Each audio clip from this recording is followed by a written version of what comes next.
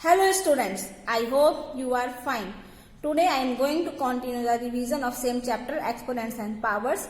Today we will see revision number 2. Okay, let's see the questions. The first question is, in exponential form 1024 with base 4 is written as. आपको इसको exponential form में लिखना है, means आपको इसका factorisation करना है, but keep in your mind कि उसका बेस 4 रहना चाहिए. जब आप 1024 को लिखेंगे ना, तो आप 2 की जगह इसको 4 से डिवाइड करें, क्योंकि आपको 4 चाहिए बेस में. ठीक है, तो आपको 4 के टर्म में ही नंबर मिलते जाएंगे. फिर आप देख लीजिएगा कितने टाइम से पूरा डिवाइड हो रहा है. ठीक है, फैक्टराइजेशन करके उसी फॉर्म में इसको लिख दीजिएगा. नेक्स्ट देखिए सिंप्लीफाई. यहाँ पर इसको सिंप्लीफाई करना है. देखिए सिंप्लीफाई का मतलब ये भी कहीं कहीं बोलता है कि इन एक्सपोनेंशियल फॉर्म, या फिर आपको उसका प्रोडक्ट करके उसका फाइनल आंसर लाना होता है. ठीक है, देखिए यहाँ पर लिखा है -3 whole power 4 multiply -2 whole power 2 multiply 10⁻3. ठीक है, अगर नॉर्मल इसको मल्टीप्लाई करा देंगे तो देखिए नेगेटिव साइन अगर आपको दिया है कोई नंबर का और उसकी पावर में अगर इवन नंबर है तो उसका आंसर पॉजिटिव ही आएगा. यानी 3⁻4 लिखा हो, सॉरी -3⁻4 लिखा है. यहाँ पर देखिए 4 का मतलब ये इवन नंबर है, तो यहाँ नहीं, जिसका जब मल्टीप्लाई कराएंगे ना -3 मल्टीप्लाई -3 मल्टीप्लाई -3 मल्टीप्लाई -3, तो आंसर इसका पॉजिटिव ही आएगा क्योंकि पावर उसकी इवन है. तो ये क्या हो जाएगा, 81 हो जाएगा. ठीक है, यहाँ पर क्या आएगा, 4 4 जा 16, क्योंकि पावर इसकी क्या है, इवन नंबर है, तो पॉजिटिव आएगा. इंटू 1000. ठीक है, ये हो गया. आप इसका मल्टीप्लाई करा दीजिए. ठीक है, ये तो हो गया सिंप्लीफाई सिर्फ नॉर्मल. अगर एक्सपोनेंशियल फॉर्म में मान लीजिए आपको बोला होता तो उसका आंसर क्या होता, एक्सपोनेंशियल फॉर्म में -3 होल टू द पावर 4 ऐसा ही रहता. ठीक है, देखिए यहाँ पर मैं बता रही हूँ एक्सपोनेंशियल फॉर्म को. और -2 का मतलब हो गया मल्टीप्लाई, -2 का मतलब हो गया, सॉरी -4 का मतलब हो गया 2⁻². ठीक है, ये हमने इसको लिखा और ब्रैकेट के बाहर लिख दिया होल पावर 2. ये लिखेंगे ना, 4 को 2⁻² लिख सकते हैं ना. 4 का मतलब 2 × 2 होता है ना, 2 × 2 का मतलब 2⁻². मल्टीप्लाई 10 को लिखेंगे 2 × 5 होल पावर 3.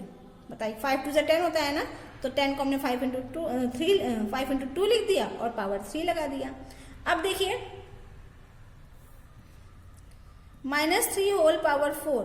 ठीक है, यहां पर देखिए जब इसको ओपन करेंगे तो ये हो जाएगा मल्टीप्लाई 2⁻, पावर का पावर मल्टीप्लाई हो रहा है तो पावर्स क्या हो जाएंगी, ऐड हो जाएंगी, सॉरी मल्टीप्लाई हो जाएंगी, तो 2 2 4 हो जाएगा.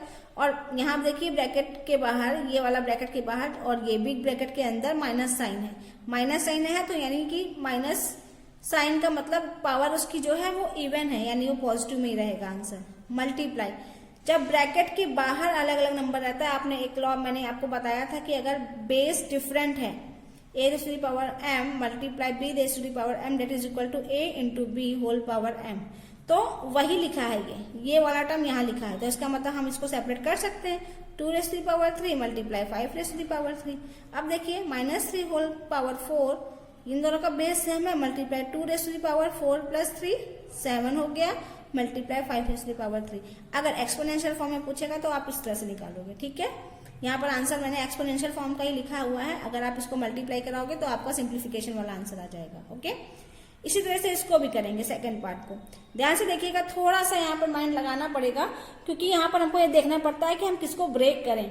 ठीक है, देखिए 2 प्राइम नंबर है ऑलरेडी, तो 2 को हमको ब्रेक करने की जरूरत नहीं है. 15 को हम ब्रेक कर सकते हैं. 15 ब्रेक होता है 3 × 5 में, 3 5 = 15 क्योंकि होता है. ठीक है, और ब्रैकेट में इसको लिख करके होल पावर 3 लगा दिया. 9 का मतलब होता है 3⁻², 3 3 = 9 है ना. इस तरह से हम इसको ब्रेक करते जाएंगे. फिर से 5⁻³ लिखा हुआ है, 3⁻4 लिखा हुआ है. ठीक है, अब देखिए 2⁻4 ये हो गया. अभी मैंने ये लॉ बताया था, यहाँ से वही लॉ यहाँ अप्लाई करेंगे. 3⁻3 5⁻3 3⁻2, ये न्यूमरेटर हो गया. डिनोमिनेटर में क्या आ जाएगा, 5⁻3 3⁻4. इट बिकम्स, अब देखिए यहाँ पर देखिए न्यूमरेटर में किसका किसका बेस सेम है, 2⁻4 तो अलग ही है. ठीक है, ये 3⁻3 है, 3⁻2 है, इन दोनों का बेस सेम है तो इसकी पावर क्या हो जाएगी, ऐड हो जाएगी.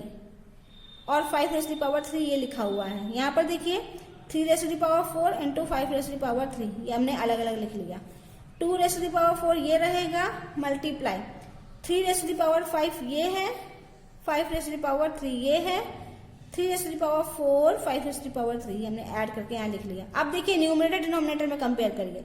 2 रेज़ टू द पावर 4 ये अकेला है, 3 रेज़ टू द पावर 5 ये है, 3 रेज़ टू द पावर 4 ये है, डिवाइड हो रहा है, बेस सेम है तो पावर सब्ट्रैक्ट हो जाएंगी, यानी multiply 3 raise to the power 5 minus 1 और multiply 5 raise to the power 3 minus 3, तो 2 रेज़ टू द पावर 4 ये रहेगा और ये हो जाएगा 5 minus 4 multiply 3, multiply 5 raise to the power 3 minus 3 का मतलब 5 रेज़ टू द पावर 0, जिसकी वैल्यू क्या हो जाती है 1 हो जाती है, यानी आंसर आपका क्या हो गया 2 raise to the power 4 into 3। आप चाहे तो इसको ओपन कर लेंगे। 2 रेज़ टू द पावर 4 का मतलब क्या हुआ 2 to the 4, 2 to the 8, 2 to the 16, 16 multiply 3, 48 answer इसका हो जाएगा फाइनल। ठीक है, एक्सपोनेंशियल फॉर्म में रहेगा तो आप यहाँ तक लिखेंगे, अगर पूरा आंसर निकालना है तो यहाँ तक निकालेंगे। ठीक है, लेकिन कहीं कहीं बहुत लेंथी मल्टीप्लीकेशन होता है तो वहां पर सिर्फ एक्सपोनेंशियल फॉर्म तक ही पूछता है वो। ओके, इस टाइप के क्वेश्चन देखिए, लिखा है if 81 multiply 3 raise to the power n is equal to 3 raise to the power 8, find the value of n। इस केस में हम लेफ्ट हैंड साइड और राइट हैंड साइड में कंपेयर करते हैं उसके एक्सपोनेंशियल को, लेकिन एक्सपोनेंट को हम तभी कंपेयर करेंगे जब हमारे बेस सेम होंगे। तो यहाँ पर देखिए 81 लिखा है, 81 को हम 3 के टर्म में लिख सकते हैं। 81 का मतलब होता है 3 रेज़ टू द पावर 4। ठीक है, जब 81 का फैक्टराइजेशन करेंगे तो आपको मिल जाएगा कि 3 रेज़ टू द पावर 4 आएगा आपका answer. Multiply 3 raise to the power n is equal to 3 raise to the power 8। This implies, देखिए लेफ्ट हैंड साइड में देखेंगे तो बेस सेम है दोनों का, जब बेस सेम होगा तो पावर क्या हो जाएगी ऐड हो जाएगी, 4 प्लस n हो गया और राइट हैंड साइड में 3 रेज़ टू द पावर 8 हो गया।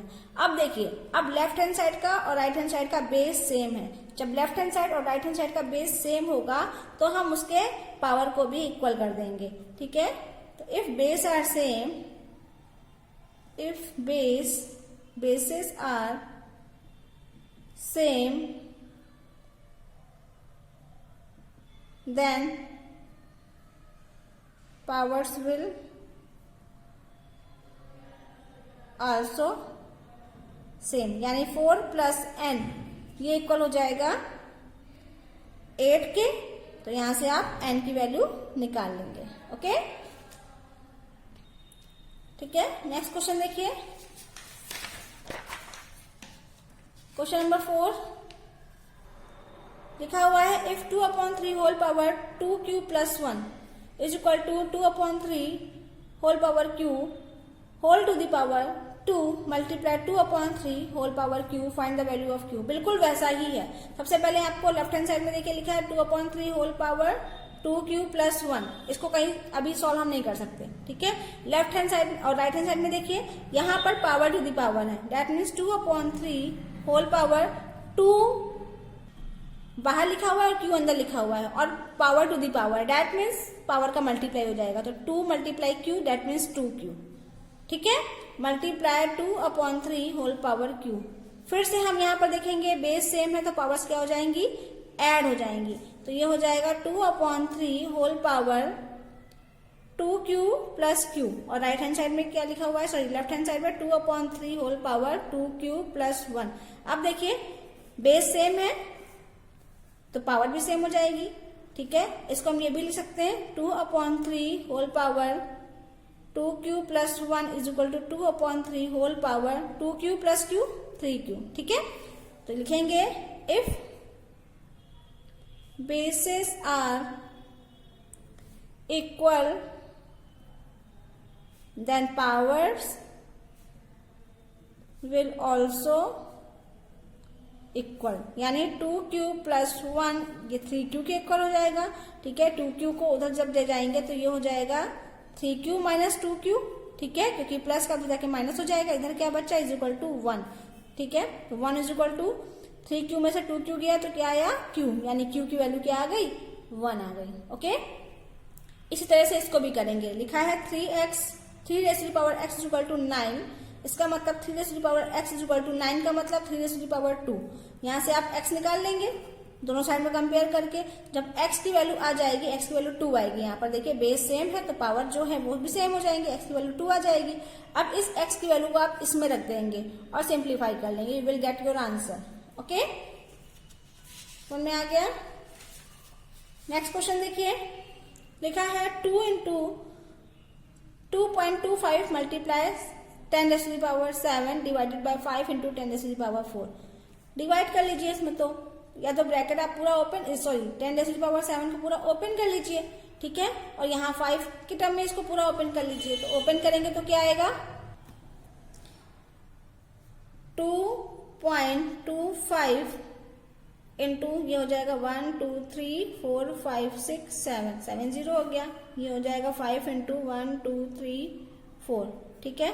तो 4 0 से 4 0 ये कैंसिल आउट हो गया। या चाहते हैं आप तो ये भी कर सकते थे कि बेस सेम है इन दोनों का, डिवाइड हो रहा तो पावर सब्ट्रैक्ट हो जाती, तब भी यही बचता, ठीक है। यहाँ पर आप करेंगे आगे तो ये हो जाएगा 5 से रिड्यूस करेंगे तो 5 0.5 का मल्टीप्लाई कराएंगे तो क्या आएगा, 5 4 जा 20, 5 5 जा 25, यह हो जाएगा 0.45 इंटू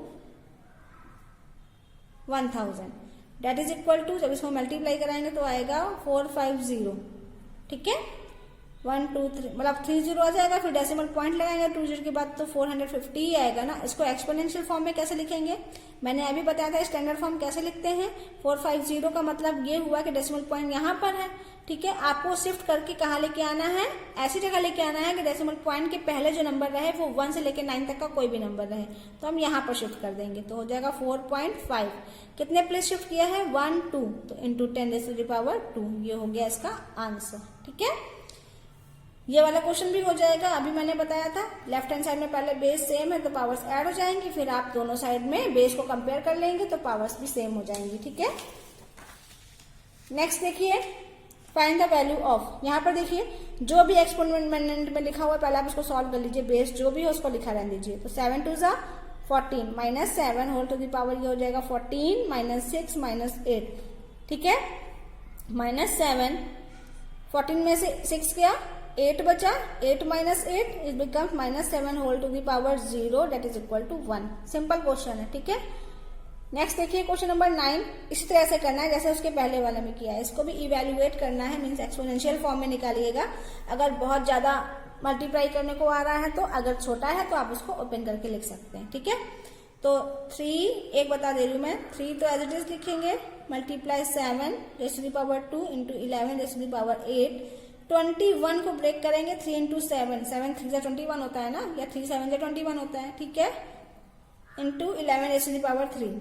अब देखिए यहाँ पर इन दोनों का बेस डिवाइड में देखते हैं, कंपेयर करते हैं, इन दोनों का बेस सेम है, पावर सब्ट्रैक्ट हो जाएंगी। 3 raise to the power 1 minus 1, 7 raise to the power 2 minus 1 into 11 raise to the power 8 minus 3, तो ये हो जाएगा 3 raise to the power 0, 7 raise to the power 1, 11 raise to the power 5। किसी की भी वैल्यू, अगर किसी के भी एक्सपोनेंट में 0 होता है उसकी वैल्यू क्या होती है, 1 होती है, तो ये 1 हो जाएगा। 1 multiply 7 multiply 11 raise to the power 5। आप चाहे तो इसको मल्टीप्लाई करा दीजिए या एक्सपोनेंशियल फॉर्म में यही लिख के छोड़ दीजिए। इसी तरह से यहाँ पर भी हम ब्रेक करेंगे। 125 का मतलब होता है 5 रेज़ टू द पावर 3। इसको जब ब्रेक करेंगे तो 5 इंटू 5 इंटू 5 आएगा, ठीक है, into 5 raise to the power 2 ये हो गया, a raise to the power 7 ये हो गया। 10 को ब्रेक करेंगे 2 इंटू 5 में, 5 2 जा 10 whole power 3 a raise to the power 4, ठीक है। ऊपर देखिए बेस इन दोनों का सेम है तो पावर्स ऐड हो जाएंगी, तो 3 + 2 5 हो गया, a raise to the power 7 हो गया। इसको जब अलग करेंगे 2 raise to the power 3, 5 raise to the power 3 into a raise to the power 4।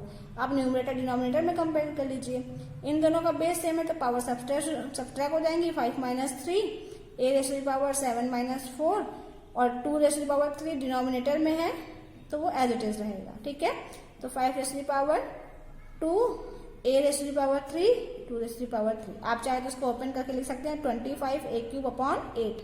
ये भी इसका आंसर हो सकता है, ठीक है, अगर आप इसको ओपन करेंगे तो।